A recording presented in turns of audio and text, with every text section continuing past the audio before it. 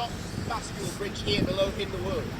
Today, if you've got a boat big enough, you can email Tower Bridge, and as long as you give them more than 24 hours notice, send them the height and width of your boat and the time you'd like to pass through, the bridge will be raised for you free of charge, paid for by the City of London.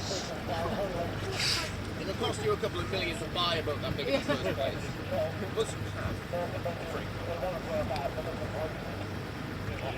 The Tower of London.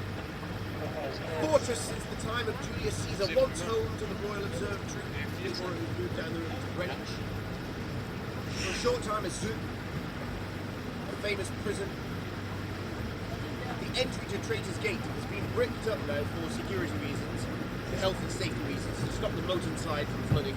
Beneath the writing on the embankment, the entry to Traitor's Gate, you can clearly see the arch tunnel, the shape of where the entrance was, where prisoners were taken from the Thames through that tunnel. Your final viewing of the three Manor Rivers, that wall through. There's slightly higher water than it, so maybe in about an hour or two's time, there was enough water, the tide has risen to get up to the wall.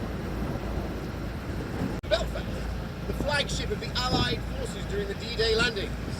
The first ship to open fire on D-Day, using those 16 guns. Belfast's main guns, which have a range of around 12 miles.